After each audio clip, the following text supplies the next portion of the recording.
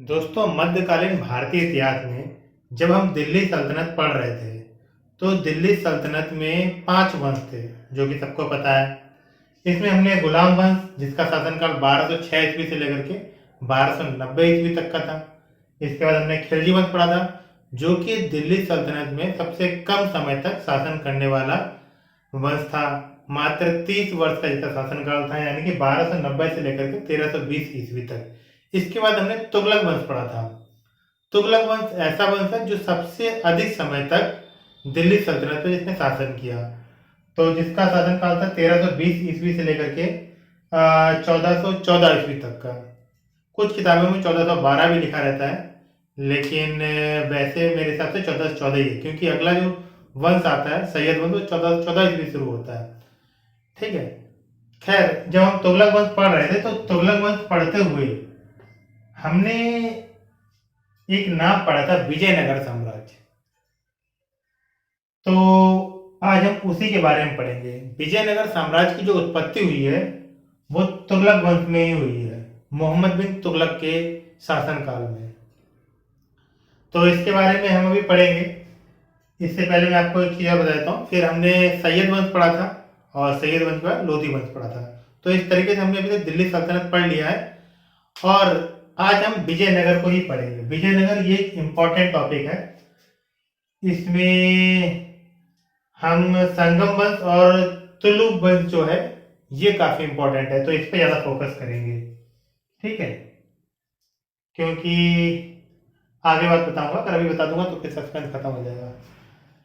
संगम वंश का जो शासनकाल है वो 1336 ईस्वी से लेकर के, यानी कि जो इसके विजयनगर साम्राज्य यानी कि शुरुआत जो होती है 1336 ईस्वी से होती है, और 1485 ईस्वी तक पहला वंश चलता है। इसके बाद सालो वंश है 1485 ईस्वी से लेकर के 1505 ईस्वी तक का। इसके बाद हमारा तुलुक वंश है 1505 ईस्वी से लेकर के 1565 ईस्वी तक का। अंतिम हमारा है आरविडू वंश 1570 ईस्वी से लेकर 1650 ईस्वी तक का। हम इसे पूरा डिटेल में पढ़ेंगे, और इसमें कोई भी टॉपिक ऐसा नहीं छोड़ेंगे इसके लिए हमें कोई दूसरी क्लास लेनी पड़े। ठीक है, तो आइए शुरू करते हैं। हाँ, एक चीज और बता देता हूँ। जब हमारे उत्तर भारत में मुस्लिम साम्राज्य पूरा एकदम था, और हमारे मतलब पूरा देश मुस्लिम साम्राज्य से घिरा हुआ था, उस टाइम दक्षिण में विजयनगर साम्राज्य ऐसा पहला हिंदू राज्य था जिसकी स्थापना 2 भाइयों ने की थी, हरियर और बुक्का ने। देखिए, मध्यकाल में स्थापित होने वाला प्रथम हिंदू राज्य विजयनगर साम्राज्य था। इसकी स्थापना हरियर एवं बुक्का नामक 2 भाइयों ने की थी 1336 ईस्वी में। किसके प्रभाव में आकर के?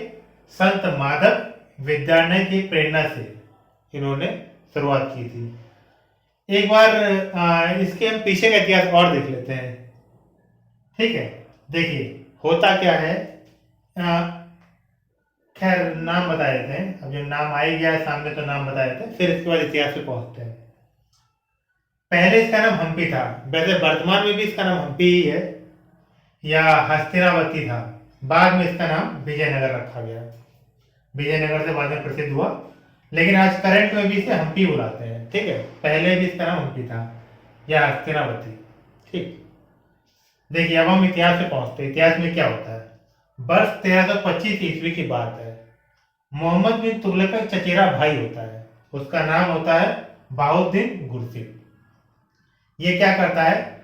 ये करता है, कर्नाटक में एक सागर नामक जगह होती है, वहां पर विद्रोह कर देता है।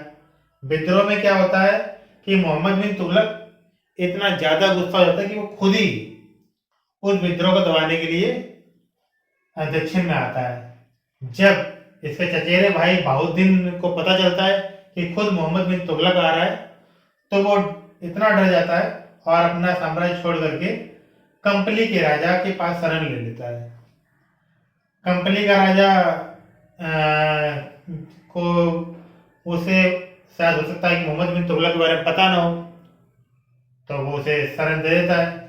और फिर जब मोहम्मद बिन तुगलक को पता चलता है कि कंपली के राजा पर पहुंच गया, तो वो गुस्से में कंपली के राजा पे ही चढ़ाई कर देता है। अंत में क्या होता है कि कंपनी का राजा हार जाता है और कंपनी को वो कौन, मोहम्मद बिन तुगलक अपने साम्राज्य में मिला लेता है, दिल्ली सल्तनत में मिला लेता है। ठीक, फिर क्या होता है कि जो कंपनी जब वो जीतता है तो उसमें मोहम्मद बिन तुगलक के राज्य के अधिकारियों को बंदी बना लेता है। उन्हीं अधिकारियों में हरियर और बुक्का नामक दो भाई थे, इन्हें भी बंदी बना लेता। वैसे तो काफी पराक्रमी और अच्छी तरह शासन को चलाने के ज्ञान रखने वाले व्यक्ति थे, तो इन्हें वो अपने साथ लेके चला जाता है, दिल्ली ले आता है। बंदी बनाए जाने के बाद वैसे भी दक्षिण में मोहम्मद बिन तुगलक की एक नीति थी कि वो वहाँ के राजाओं को या वहाँ के शासकों को बंदी बना करके उन्हें अपने नीचे काम कराते थे, कर वसूली करता था और अपने इस्लाम की वृद्धि के लिए यानी कि इस्लाम के प्रचार के लिए उत्साहित करता था।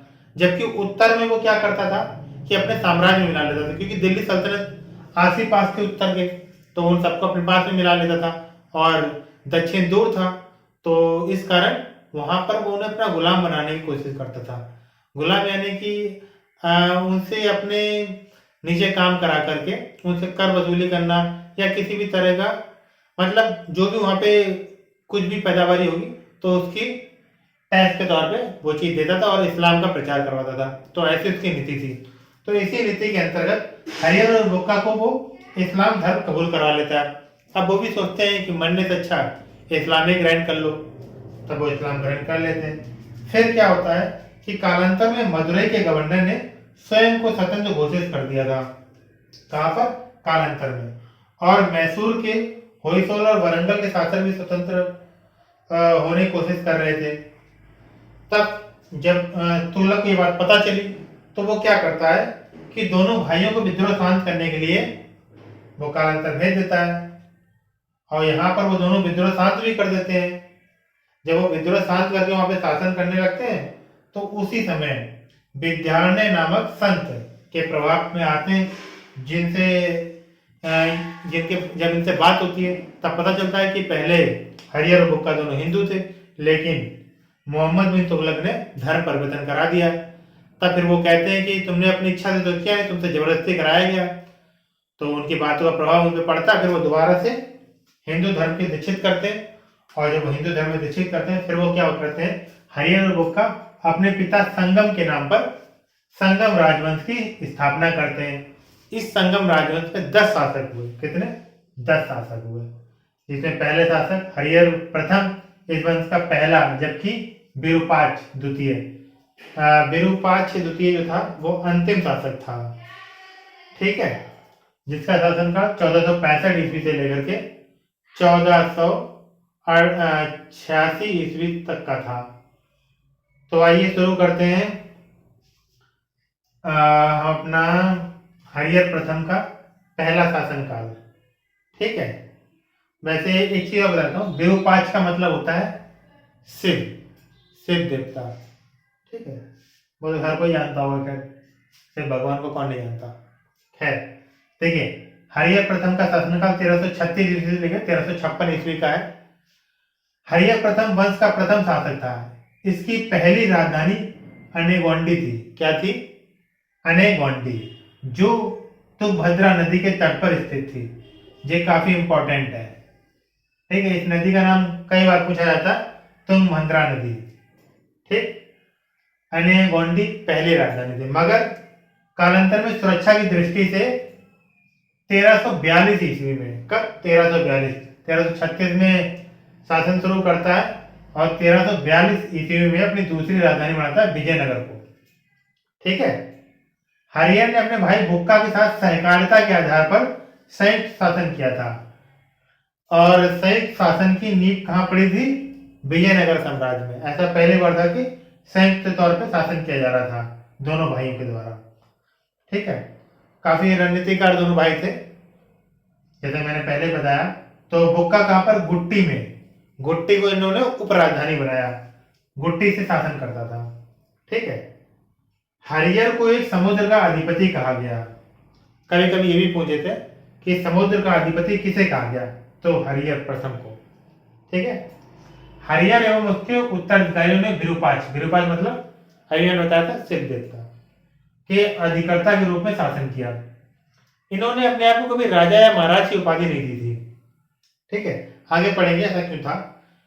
चलिए बता ही देता हूँ, क्योंकि चारों तरफ से अपने आप को सभी ये मतलब विजयनगर साम्राज्य था, बाद में आया था, इससे जो पहले के साम्राज्य थे वो सब इनसे अपना बैर रखते थे, तो वो चारों तरफ से घिरा हुआ था, लेकिन बाद में इन्होंने सब पे कब्जा कर लिया था। खैर अभी हम वो देखेंगे, सारी चीजें एक तरफ से पढ़ते हैं, नहीं तो बीच बीच में गड़बड़ हो जाएगा मामला। देखते हैं, देखिए क्या होता है। गद्दी पर बैठने के उपरांत हरिहर प्रथम ने अपने भाई बुक्का की सहायता से साम्राज्य विस्तार का कार्य प्रारंभ किया। जैसा कि मैंने बताया था, क्या किया, साम्राज्य विस्तार का कार्य प्रारंभ किया, तथा विजयनगर साम्राज्य को उत्तर से कृष्णा नदी से लेकर के दक्षिण से कावेरी नदी तक विस्तृत किया। कहां से कहां तक? उत्तर से कृष्णा नदी, दक्षिण से कावेरी नदी तक। इसके बाद क्या हुआ, देखो पड़ोसी राज्य में कौन था? वारंगल का संस्थापक कायक नायक। क्या नाम था? कायक नायक। और प्रोलयवेम और वीर बल्लाल तृतीय उसके विरुद्ध थे, मतलब उसके आसपास के जो भी थे वो सब उसके विरुद्ध में थे।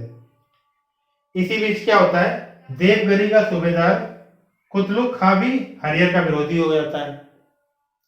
1342 ईस्वी, जब ये अपना नई राजधानी बनाता, उसी समय की बात है। 1342 ईस्वी में वीर वल्लभ तृतीय की मदुरा जो मदुरा के सुल्तान थे गयासुद्दीन पद्मगान शाह ने धोखे से हत्या कर दी। अब इसके बाद क्या होता है, जो उसका पुत्र था वल्लभ चतुर्थी, ये एक अयोग्य शासक था। तो अयोग्य शासक जब पता चला हरिहर को, तो हरिहर तो वैसे भी एक रणनीतिकार था, मौके का फायदा उसने उठाया तुरंत। उसका लाभ हरिहर ने 1346 ईस्वी में, कब? 1346 में। मरा कब? 42 में। इंतजार किया 46 तक, तो होयसल राज्य को अपने राज्य में मिला लिया। इसके बाद 1347 में उसने कादम्ब प्रदेश को भी विजयनगर में शामिल किया। ये कृषि के लिए भी कई सारे काम किए थे, तो आइए कृषि के लिए भी हम लोग देख लेते हैं।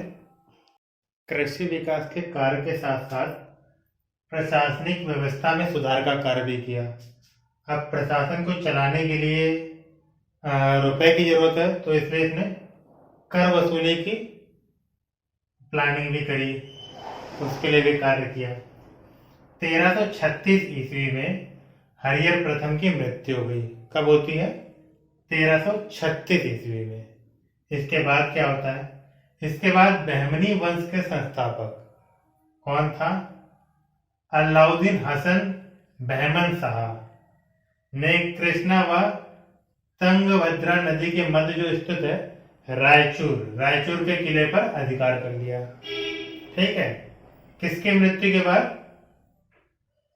हाँ, हरिहर प्रथम की मृत्यु के बाद। ठीक, अब क्या होता है, जब ये किले पर अधिकार करता है तो इसके बाद बहमनी व विजयनगर के मध्य युद्ध के संघर्ष का प्रारंभ होता है। यहीं से विजयनगर और बहमनी साम्राज्य के युद्ध का प्रारंभ होता है, जो कि 200 वर्ष तक चलता है। अब युद्ध का कारण क्या होता है? इस युद्ध का कारण रायचूर दोआब पर नियंत्रण को लेकर था। अब वो रायचूर दोआब की जमीन इतनी इंपॉर्टेंट क्यों थी? वो इसलिए थी क्योंकि जो रायचूर दोआब था वहां पर हीरे व लोहे की खादानों के लिए प्रसिद्ध था। रायचूर दोआब कहाँ था? जैसे ये कृष्णा नदी, ठीक है, यहाँ से निकल रही, और उसके बगल से ही ये तुंगभद्रा नदी निकल रही, इसके बीच का जो क्षेत्र था ये था। अब क्या होता है, जब 1356 ईस्वी में अलाउद्दीन बहमन शाह ने रायचूर दोआब पर अधिकार कर लिया। कब किया? 1356 ईस्वी में। तो फिर क्या करते हैं, 1367 ईस्वी में जो बुक्का होता है, बुक्का प्रथम, वो क्या करता है, बहमनी सुल्तान मोहम्मद शाह प्रथम से युद्ध करता है। उस युद्ध में क्या होता है कि एक समझौता होता है, समझौता के फलस्वरूप रायचूर दोआब पर विजयनगर का अधिकार हो गया। ठीक, विजयनगर को अधिकार मिल जाता है, वो कृष्णा नदी को बहमनी व विजयनगर की सीमा मान लेते हैं। इससे पहले किसी ने भी सीमा नहीं माना था। फिर क्या होता है, इसी युद्ध में बारूद का पहली बार जो प्रयोग हुआ था बहमनी और विजयनगर के मध्य हुआ था, बारूद का प्रयोग। देखिए 1336 ईस्वी में जब हरिहर प्रथम की मृत्यु होती है तो जो उसका भाई बुक्का प्रथम था, जो कि गुट्टी पर जो उसकी शहर राजधानी थी उस पर शासन कर रहा था, वो अब स्वतंत्र तौर पर विजयनगर का शासक बन जाता है। कब बनता है? 1356 ईस्वी में। और वो 1377 ईस्वी तक शासन करता है, उसके बाद उसकी मृत्यु होती है। जब ये विजयनगर का शासक बनता है तो ये आसपास के सभी राज्य जीत लेता है, तो तीनों समुद्रों का अधिपति कहलाता है। क्या कहलाता है? तीनों समुद्रों का अधिपति। वैसे भी इनका साम्राज्य ऐसा था, तो ये चार यहाँ तीनों तरफ से समुद्र से घिरा हुआ था। ठीक है। इधर पर था बहमनी साम्राज्य, ऐसी नदी निकली हुई थी। ठीक है। तो देखिए, पूरब पश्चिम व दक्षिण का स्वामी कहा गया। पूरब पश्चिम दक्षिण का स्वामी कहा गया। इसने भी महाराज की लेकिन उपाधि धारण नहीं करी।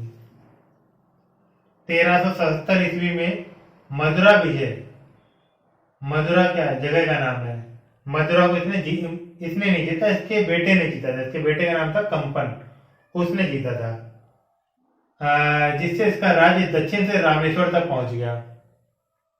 ठीक है। इससे तमिल व चेर, चेर कौन था? केरल क्षेत्र, उसे भी सम्मिलित कर लिया।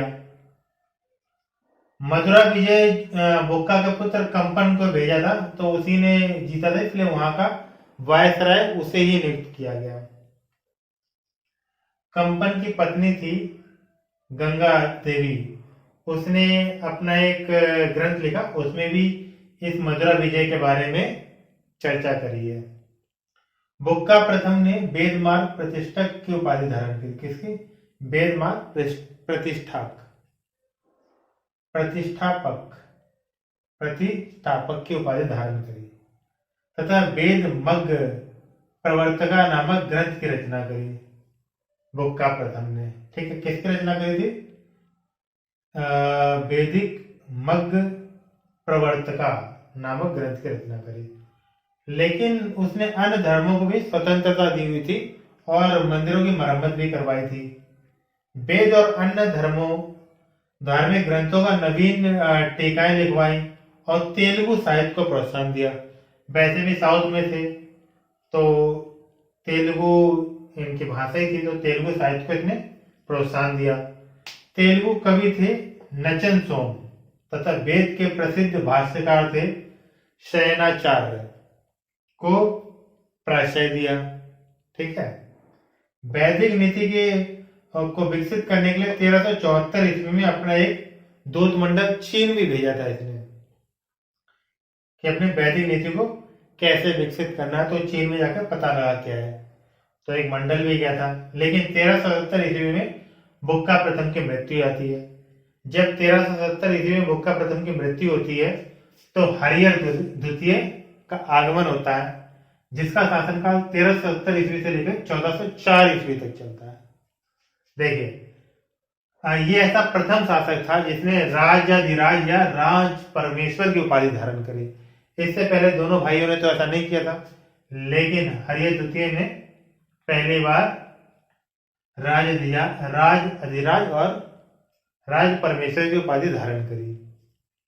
इसके पूर्वी समुद्र तट साम्राज्य तक इसने क्या किया था? नीति बनाई थी।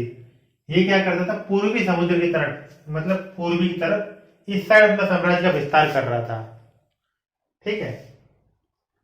इसने क्या किया? फिर कनार, मैसूर, त्रिचन्नपल्ली, कांची के आसपास के प्रदेशों पर विजय प्राप्त करी। हरिहर द्वितीय के चन्नरायपट्टन शिलालेखों में बुक्का प्रथम के सैन्य उपलब्धियों का वर्णन भी किया। बुक्का प्रथम ने जो भी अपने शासनकाल में किया था उसका वर्णन इसने शिलालेखों पर किया, चन्नरायपट्टन शिलालेखों पर। ठीक है।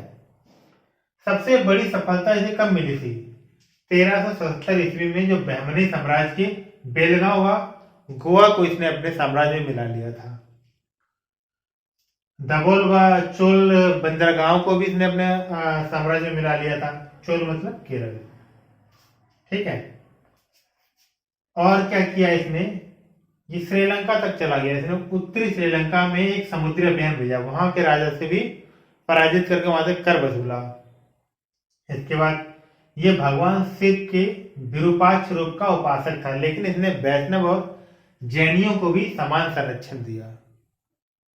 हरिय द्वितीय अपनी विद्वानता और विज्ञानों के संरक्षण के कारण राज व्यास और राज वाल्मीकि भी कहलाया। उसने एक अभिलेख में माधव विद्रोह को सर्वोच्च प्रकाश का अवतार कहा।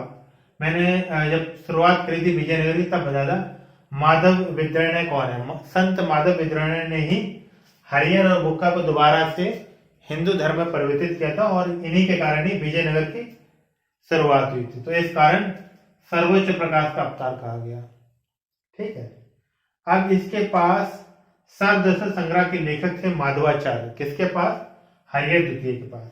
इसके अलावा हरिविलास के लेखक श्रीनाथ भी थे और ऐत्रेय ब्राह्मण की टीकाकार संयन भी थे इसके दरबार में। ठीक है। 1404 ईस्वी में हरिहर द्वितीय की मृत्यु के उपरांत उसके पुत्रों में सत्ता के लिए संघर्ष प्रारंभ हो गया। इससे पहले क्या था? हरिहर और बुक्का में दोनों में प्यार था। दोनों भाई समान तौर पर संयुक्त रूप से शासन कर रहे थे, मगर हरिहर द्वितीय के बाद क्या होता है कि हरिहर द्वितीय के जो पुत्र होते हैं वो आपस में ही लड़ने लगते हैं। तो क्या होता है, जैसे उसकी मृत्यु होती है तो उसके उपरांत विरूपाक्ष प्रथम 1414 ईस्वी में शासक बनता है, लेकिन कुछ ही समय बाद उसका भाई जो होता है बुक्का द्वितीय वो उसके सत्ता परिवर्तन कर देता है। अब 1404 ईस्वी में ही बुक्का द्वितीय शासन करने लगता है, लेकिन जो विरूपाक्ष प्रथम होता है वो उसका विरोध करता रहता है और उसका शासनकाल भी 2 वर्ष में खत्म हो जाता है। फिर इसके आगे देखिए, इसके बाद देवराय प्रथम जिसका शासनकाल 1406 ईस्वी से लेकर के 1422 ईस्वी तक का था।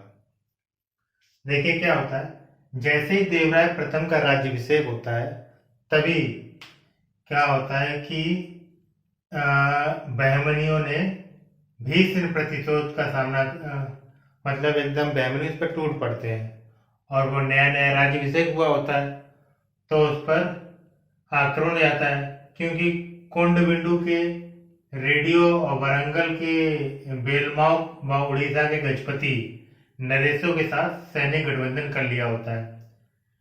बहमनी और गजपति ये हमेशा से ही विजयनगर साम्राज्य को लूटने में लगे रहे और साथ में कोंडबिंडू का भी के रेडियो वरंगल के बेलमाओं का साथ भी मिल गया। तो उसका फायदा उठा करके जब इन्हें गठबंधन किया तो जैसे ही राज्याभिषेक हुआ तुरंत उस पर चढ़ाई कर दी। बहमनी सुल्तान फिरोज शाह ने आक्रमण किया, ठीक है, जिसे सोनार की बेटी का युद्ध के नाम से जाना जाता है। क्यों सोनार की बेटी के नाम से क्यों जाना जाता है? देखिए क्या होता है कि इसमें क्या होता है, देवराय प्रथम पराजित हो जाता है। जब इतने सारे लोग मिलके आएंगे तो पराजित होना लाजमी है। अब वो पराजित हो गया, फिर क्या होता है, इसमें एक संधि होती है। हर जाने के तौर पे 10 लाख भूनें देनी पड़ती हैं, मोती व हाथीदान देने पड़े। साथ में फिरोज शाह से देवराय प्रथम की पुत्री का विवाह करना पड़ा और दहेज के तौर पे बांकापुर का क्षेत्र दान में देना पड़ा। तो इतना सब उसे देना पड़ गया था। फिर क्या होता है, देवराय प्रथम उस गुस्से को उस टाइम तो पी जाता है, लेकिन वो मौके का इंतजार करता है और कालांतर में संबंध जैसे ही खराब होते हैं देवराय प्रथम ने वारंगल से एक संधि कर ली। देवराय प्रथम भी अकेले नहीं किया, उसने भी वारंगल से संधि कर ली और बहमनी सुल्तान फिरोज शाह को पराजित किया। फिर क्या करता है, उसके बदले में कृष्णा नदी के तट का संपूर्ण रेडी क्षेत्र विजयनगर साम्राज्य में मिला लिया। ठीक है। फिर क्या हुआ इसके आगे देखिए, देवराय को अपने साम्राज्य के आंतरिक विद्रोह का भी सामना करना पड़ा, लेकिन वो उसे दबाने में सफल रहा। इतालवी यात्री आया था निकोली कोंटी 1420 ईस्वी में विजयनगर साम्राज्य की यात्रा की। उसने विजयनगर में बनाए जाने वाले दीपावली नवरात्र जैसे त्योहारों का वर्णन किया है, साथ ही बहुविवाह और सती प्रथा का भी उल्लेख किया है। ठीक है, किसने किया था? इतालवी यात्री निकोली कोंटी ने 1420 ईस्वी में। विजयनगर दक्षिण में विद्या का केंद्र बन गया था। 1422 ईस्वी में देवराय प्रथम की मृत्यु हो जाती है। देवराय प्रथम की मृत्यु के बाद उसका पुत्र रामचंद्र आता है, जिसका शासनकाल मात्र 6 माह का था। तो ये एक अयोग्य शासक था, इसके बारे में ज्यादा कुछ है नहीं, तो हम इस पर ज्यादा बात नहीं करेंगे। इसके बाद का पुत्र आता है विजय प्रथम। अब देखिए विजय प्रथम क्या करता है। विजय प्रथम इसने कई सारी उपाधियां ली थी, इसके अलावा इसने कुछ नहीं किया। इसका भी शासनकाल 6 महीने का ही है। इसने अपने आप को विजय भूति, विजय बुनका या वीर बुनका तृतीय के रूप में प्रसिद्ध कराया। ये भी 6 माह बाद चला जाता है। फिर इसका पुत्र आता है देवराय द्वितीय। ये एक पराक्रमी योद्धा होता है और साथ में काफी ज्ञानी पुरुष होता है। आइए इसके बारे में बात करते हैं। देवराय द्वितीय जो कि विजय प्रथम का पुत्र था। किसका? विजय प्रथम का। वह संगम वंश का महान शासक बना। उसने इम्मादी उपाधि धारण करी। कौन सी? इम्मादी। इसके बाद क्या होता है? इम्माड़ी देवराय का व पुरोधा भी कहा जाता है। इसने एक उपाधि और धारण करी थी, इम्माड़ी देवराय व पुरोधा। ठीक है, इस नाम से भी ये जाना गया। एक अभिलेख में देवराय द्वितीय को गजवेटकर कहा गया। गजवेटकर मतलब हाथियों का शिकारी। पौराणिक आख्यानों में इंद्र का अवतार भी बताया गया। अब ऐसा क्यों बताया गया, तो ये देखते हैं। देखिए, देवराय द्वितीय ने जब इसका राज्याभिषेक हुआ था, तब इसने क्या किया था? सिंहासन पर कुरान भी साथ में रखा था और ये मस्जिदों के निर्माण को भी स्वतंत्रता दे रखी थी। तो इसके राज में हिंदू मुस्लिम दोनों में सामंजस्य बना हुआ था।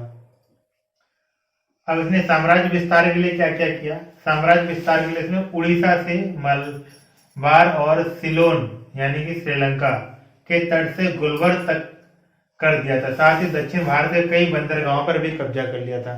मतलब इसने साम्राज्य का काफी विस्तार किया था। और अपनी सैनिक शक्ति को मजबूत करने के लिए 2000 तुर्की धनुधरों को सेना में भर्ती किया था। साथ और भर्ती करने के साथ उन्हें जागीरें भी प्रदान करी थी।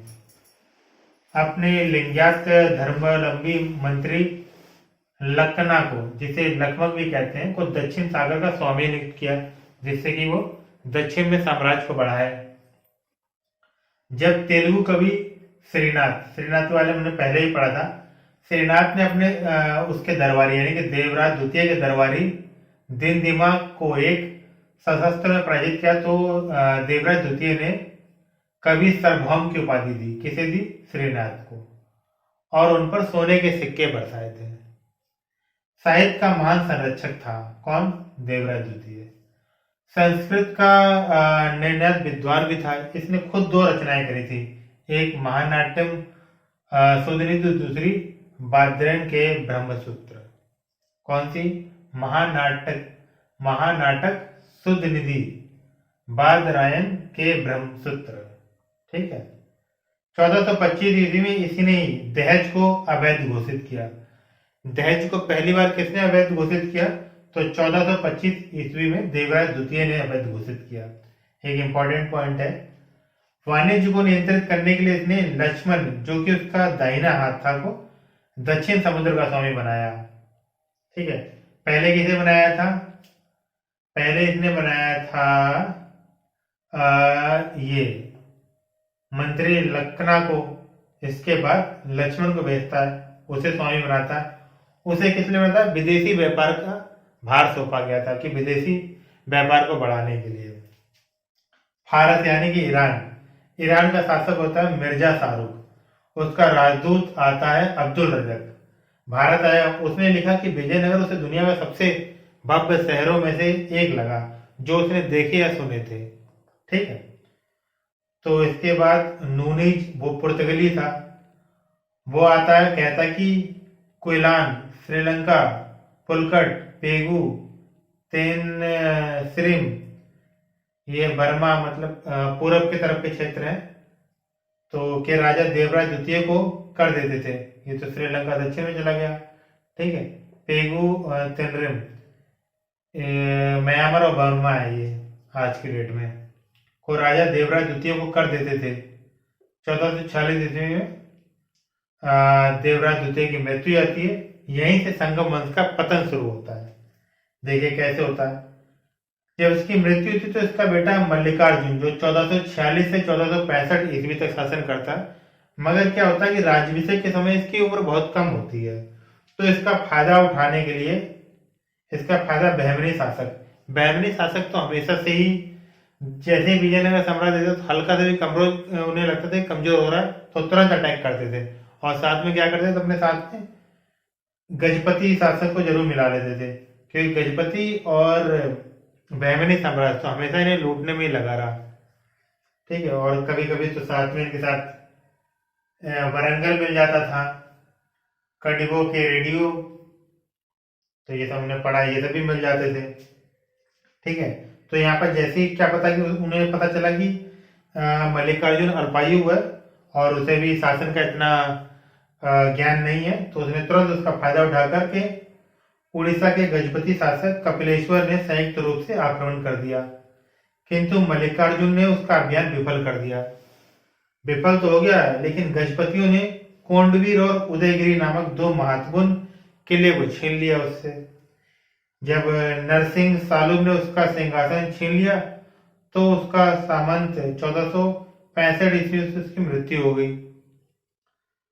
अब जो नरसिंह सालुब कौन था, उसका सामंत था, उसने भी फायदा उठा करके उसका सिंहासन छीन लिया। 1465 ईस्वी में मल्लिकार्जुन की मृत्यु हो जाती है। इसके बाद अंतिम शासक आता है विरूपाक्ष द्वितीय, जिसका शासनकाल 1465 से 1485 ईस्वी तक का है। लेकिन क्या होता है कि इसके शासनकाल में आंतरिक और बाह्य दोनों तरफ से आक्रमण होते हैं। अब इसे समझ में ही नहीं आता है कि ये बाहर की लड़ाई से बचे या खुद के अंदर की लड़ाई से बचे। तो यहीं से वंश का पतन और भी तेजी से प्रारंभ होता है। अब जब इस दोनों तरफ से आक्रमण होते हैं तो इसका गोवा, कोंकण और उत्तरी कर्नाटक कुछ भाग अलग हो गए।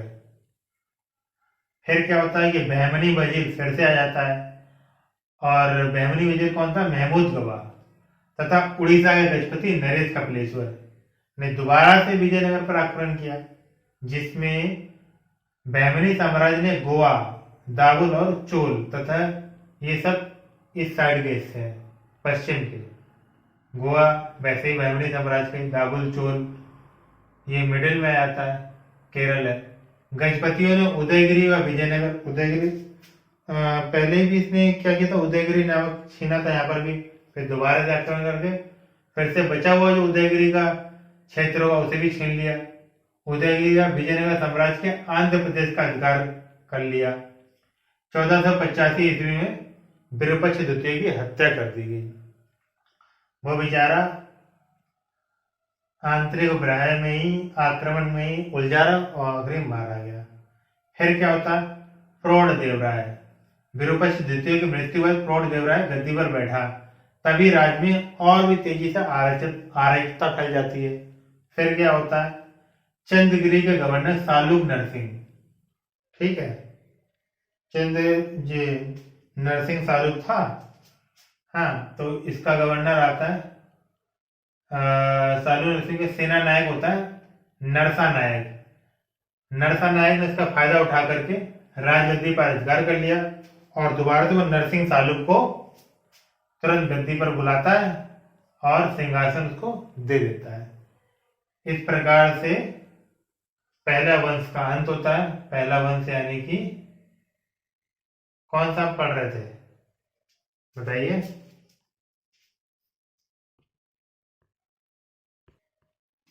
संगम वंश, संगम वंश का अंत हुआ और नए वंश नया कौन सा था, सालू वंश का उदय हुआ। ठीक है, सालू वंश हम अगले भाग में पढ़ेंगे। सालू वंश ज्यादा बड़ा नहीं है, वो छोटा ही है। उसके बाद जो तीसरा वंश आएगा उसमें करीब 30-35 मिनट लगेंगे। अंतिम वंश भी छोटा ही है। वैसे भी एग्जाम में संगम वंश से पूछा जाता, सालू वंश ज्यादा नहीं पूछा जाता, और अपने तीसरा वंश पढ़ेंगे उससे पूछा जाता है।